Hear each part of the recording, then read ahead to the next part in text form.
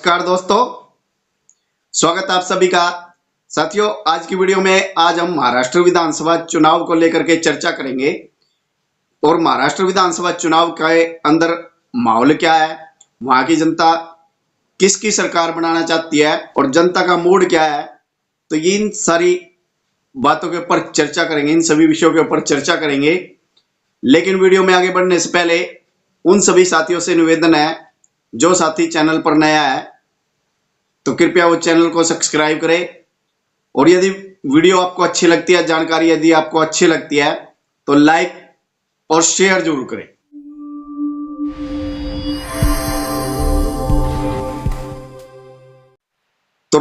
तो दोस्तों, महाराष्ट्र विधानसभा चुनाव के अंदर सभी यूट्यूब चैनल, बड़े बड़े जो क्रिएटर हैं और जो न्यूज चैनल हैं और जितने भी राजनीतिक चाणक्य हैं, उन सभी में से बहुत से ज्यादातरों ने सिर्फ ये बोला है कि महाराष्ट्र विधानसभा चुनाव के अंदर महायुति की सरकार बनने जा रही है। तो दोस्तों, अब सोचने की बात यह है, विचार करने की बात यह है कि ये जो राजनीतिक चाणक्य थे, राजनीतिक जो जानकार थे और जितने भी ये न्यूज चैनल थे और जितने भी ये बड़े बड़े क्रिएटर यूट्यूब चैनल थे, तो सभी ने हरियाणा विधानसभा चुनाव के अंदर कांग्रेस की सरकार बनते हुए दिखाया था। लेकिन जब हरियाणा विधानसभा चुनाव के जब रिजल्ट आए तो वो रिजल्ट इनके आंकलन के विपरीत आए। तो अब विचार करने का वाली बात यह है कि जब हरियाणा के अंदर जब इनके आंकड़े गलत हो गए तो महाराष्ट्र विधानसभा चुनाव के अंदर कैसे सही साबित हो जाएंगे इनके आंकड़े। तो वाकई में साथियों, ये सोचने वाली बात है। लेकिन दोस्तों, मैं आपको अपने चैनल की थोड़ी सी मैं आपको बात बताना चाहूंगा, क्योंकि साथियों, हरियाणा विधानसभा चुनाव के अंदर मैंने भी अपने चैनल के ऊपर बहुत सारी ऐसी वीडियो डाली थी इलेक्शन के दौरान। लेकिन जितने भी ये बड़े बड़े क्रिएटर थे और जितने भी ये राजनीतिक चाणक्य थे और जितने भी ये न्यूज चैनल थे, सभी ने हरियाणा के अंदर कांग्रेस की सरकार को बनते हुए दिखाया था। लेकिन साथियों, मेरा मात्र एक ऐसा चैनल था, भले ही छोटा चैनल जरूर था, लेकिन मैंने कभी भी अपने चैनल के ऊपर ये कभी भी बात नहीं बोली हरियाणा विधानसभा चुनाव के अंदर कि हरियाणा के अंदर कांग्रेस की सरकार बनेगी, क्योंकि मेरे को ऐसा लगता ही नहीं था कि हरियाणा के अंदर कांग्रेस का माहौल है। तो इसीलिए मैंने इन सभी विषयों को अच्छी तरह से समझा और अपने चैनल के ऊपर मैंने ये पहले ही बता दिया था कि हरियाणा के अंदर कांग्रेस की सरकार नहीं बनेगी, भारतीय जनता पार्टी की सरकार बनेगी। और क्या क्या फैक्ट बनेंगे, किस कारण से बनेगी, वो सारे फैक्ट मैंने अपने चैनल के ऊपर वीडियो के माध्यम से बताए थे और आप सब में से बहुत सारे साथियों ने वो वीडियो देखी भी जरूर होंगी। लेकिन साथियों, अब बात है महाराष्ट्र विधानसभा चुनाव की। अब महाराष्ट्र विधानसभा चुनाव के अंदर भी जितने भी न्यूज चैनल हैं, सभी महायुति की सरकार बनते हुए दिखा रहे हैं। लेकिन अब सभी के दिमाग में ये होगा कि अब की बार फिर आंकड़े इनके गलत साबित होंगे। लेकिन साथियों, महाराष्ट्र के विधानसभा चुनाव के अंदर और हरियाणा के विधानसभा चुनाव के अंदर बहुत ज्यादा अंतर है, क्योंकि हरियाणा की जनता की अलग सोच है और महाराष्ट्र की जनता की अलग सोच है। हालांकि 2024 के लोकसभा चुनाव परिणाम यदि देखें और उनको विधानसभा के अंदर डिवाइड करें तो महाविकास आघाड़ी की सरकार बनती हुई दिखाई देती है महाराष्ट्र के अंदर।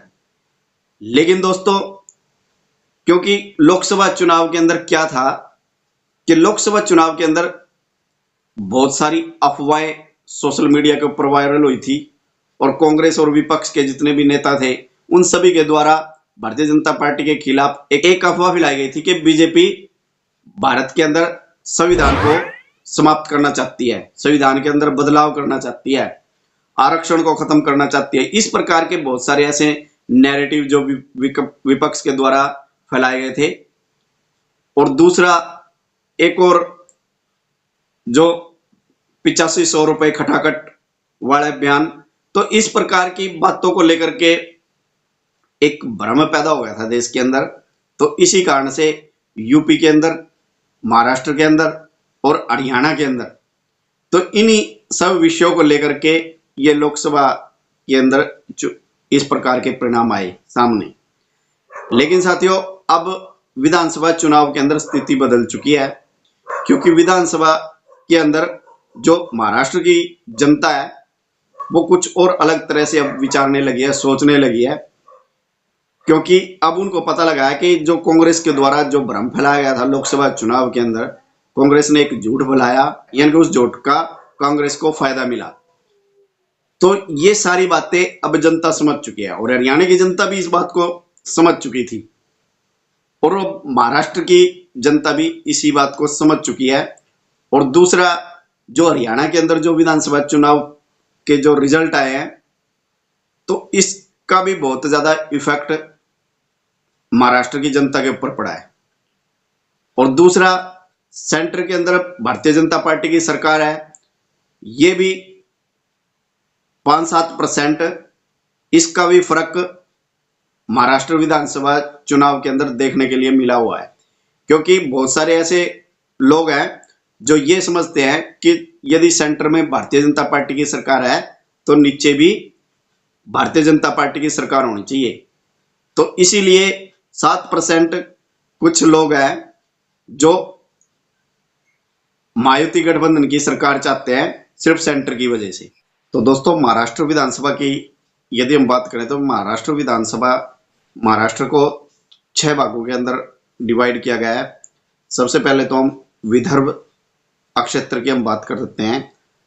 विदर्भ में 62 सीटें आती हैं, और इन 62 सीटों में से भारतीय जनता पार्टी 47 सीटों के ऊपर चुनाव लड़ रही है, और शिंदे गुट 9 सीटों के ऊपर, और अजित पवार 7 सीटों के ऊपर चुनाव लड़ रहा है। कांग्रेस 41 सीटों के ऊपर, और उद्धव ठाकरे गुट 10 सीटों के ऊपर, और शरद पवार 11 सीटों के ऊपर चुनाव लड़ रहे हैं। यदि हम विदर्भ में यदि हम बात करें तो महायुति गठबंधन को बढ़त मिलती हुई दिखाई दे रही है, जिसमें बीजेपी 47 में से 30 से 35 सीटें जीतती हुई दिखाई दे रही है, और शिंदे गुट 9 में से 2 से 5 सीटें, और अजीत 7 में से 4 सीटें जीत सकते हैं।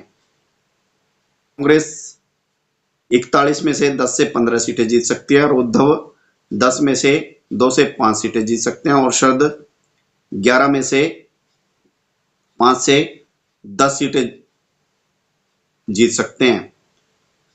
साथियों, अब हम बात करते हैं पश्चिमी महाराष्ट्र की। तो पश्चिमी महाराष्ट्र के अंदर 70 सीटें आती हैं विधानसभा की, और यह शरद पवार का गढ़ माना जाता है। लेकिन इसमें भी महायुति गठबंधन को बढ़त दिखाई दे रही है, जिसमें बीजेपी 31 में से 15 से 25 सीटें जीत सकती है, और शिंदे गुट 5 से 8 सीटें, और अजीत 5 से 10 सीटें जीत सकते हैं। तो दोस्तों, मराठवाड़ा जो क्षेत्र है, मराठवाड़ा क्षेत्र के अंदर कुल 46 सीटें हैं विधानसभा की, और जिसके अंदर यानी कि यहाँ से जारंगे पाटिल एक नेता हैं जो मराठा आरक्षण को लेकर के आंदोलन कर रहे हैं कई वर्षों से, और इसके पीछे शरद पवार का हाथ बताया जा रहा है, और जिसमें जारंगे पाटिल ने महायुति गठबंधन को हराने का पूरा दावा भी किया है। तो इतना होने के बावजूद भी मराठवाड़ा क्षेत्र में महायुति गठबंधन को बढ़त दिखाई दे रही है, जिसमें बीजेपी 20 सीटों पर चुनाव लड़ रही है, और शिंदे गुट 17 सीटों के ऊपर, और अजीत पवार 10 सीटों के ऊपर, और महाविकास आघाड़ी में कांग्रेस 16 सीटों के ऊपर, उद्धव ठाकरे 15 सीटों पर, और शरद पवार 15 सीटों के ऊपर चुनाव लड़ रहे हैं। और यदि यहां से कौन कितनी सीटें जीतेगा, इसके ऊपर यदि हम चर्चा करें तो मराठवाड़ा क्षेत्र में बीजेपी 20 में से 10 से 15 सीटें जीत सकती है, और शिंदे 17 में से 10 से 5 सीटें जीत सकते हैं, और अजीत पवार 10 सीटों में से 2 से 5 सीटें जीत सकते हैं। और जिसमें यदि महाविकास आघाड़ी गठबंधन की यदि हम बात करें, जिसमें कांग्रेस 16 में से 5 से 10 सीटें जीत सकते हैं, और उद्धव ठाकरे 15 में से 2 से 5 सीटें जीत सकते हैं, और शरद पवार 3 से 10 सीटें जीत सकते हैं। और अब यदि हम बात करें ठाणे कोंकण क्षेत्र की, तो ठाणे कोंकण क्षेत्र के अंदर लगभग 39 सीटें आती हैं, और इन 39 सीटों में महायुति गठबंधन में बीजेपी 17 सीटों के ऊपर चुनाव लड़ रही है, और शिंदे 18 सीटों के ऊपर, और अजीत पवार 4 सीटों के ऊपर चुनाव लड़ रहे हैं। और महाविकास आघाड़ी गठबंधन की यदि हम बात करें तो कांग्रेस 4 सीटों के ऊपर, उद्धव ठाकरे 24 सीटों के ऊपर और शरद पवार 8 सीटों के ऊपर चुनाव लड़ रहे हैं। और यदि ठाणे कोंकण क्षेत्र से हम बात करें तो कौन से गठबंधन को यहां से बढ़त दिखाई दे रही है, तो यहां से भी मायावती गठबंधन को बढ़त दिखाई दे रही है। मायावती गठबंधन में भारतीय जनता पार्टी 17 में से 8 से 15 सीटें जीत सकती है और शिंदे गुट 5 से 10 सीटें और अजीत पवार 1 से 2 सीटें जीत सकते हैं।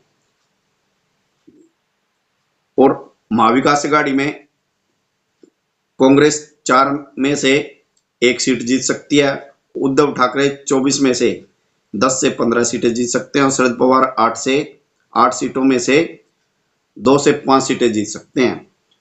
और मुंबई क्षेत्र की यदि हम बात करें तो मुंबई में 36 विधानसभा की सीटें आती हैं, जिसमें मायावती गठबंधन में बीजेपी 18 सीटों के ऊपर, शिंदे 14 सीटों के ऊपर और अजीत पवार 3 सीटों के ऊपर चुनाव लड़ रहे हैं। कांग्रेस 11 सीटों के ऊपर और उद्धव ठाकरे 22 सीटों के ऊपर और शरद पवार 1 सीटों के ऊपर चुनाव लड़ रहे हैं। और जिसमें यदि हम बात करें कौन से गठबंधन को कितनी सीटें प्राप्त होगी, यहां से भी मायावती गठबंधन को बढ़त दिखाई दे रही है। तो इसमें बीजेपी 18 में से 5 से 12 सीटें जीत सकती है और शिंदे 14 में से 5 से 10 सीटें जीत सकते हैं और अजीत पवार 2 सीटें जीत सकते हैं। और कांग्रेस की यदि हम बात करें तो कांग्रेस 11 में से 2 से 5 सीटें जीत सकते हैं, उद्धव ठाकरे 22 सीटों में से 5 से 15 सीटें जीत सकते हैं और शरद पवार को 1 भी सीट मिलती हुई दिखाई नहीं दे रही। और अब बात करते हैं उत्तर महाराष्ट्र की। उत्तर महाराष्ट्र में 35 सीटें आती हैं विधानसभा की और इसमें कांग्रेस और उसमें मायावती गठबंधन के अंदर बीजेपी 16 सीटों के ऊपर, शिंदे गुट 10 सीटों के ऊपर और अजीत पवार 9 सीटों के ऊपर चुनाव लड़ रहे हैं। महाविकास आघाड़ी गठबंधन में कांग्रेस 12 सीटों के ऊपर, उद्धव ठाकरे 11 सीटों के ऊपर और शरद पवार 10 सीटों के ऊपर चुनाव लड़ रहे हैं।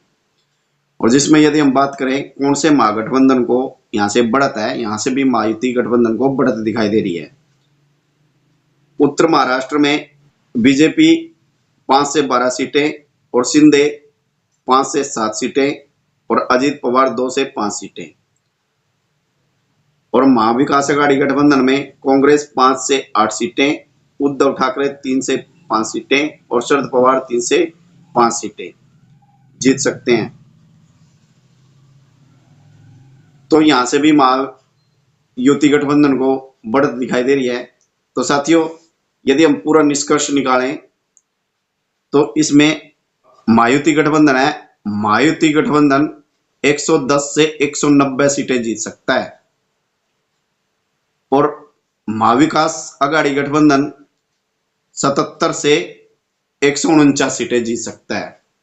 तो दोस्तों, ये है महाराष्ट्र विधानसभा चुनाव का निचोड़ हो सकते हैं महाराष्ट्र विधानसभा चुनाव के अंदर। अब साथियों, ये परिणाम क्या होंगे ये तो 23 नवंबर को पता लगेगा। तो ये तो आने वाला समय बताएगा कि किसका अनुमान सही निकलेगा, ये तो आने वाला समय बताएगा। लेकिन साथियों, आज की वीडियो में सिर्फ इतना ही। फिर मिलते हैं नई वीडियो में नई जानकारी के साथ। तब तक सभी साथियों को जय श्री राम, वंदे मातरम।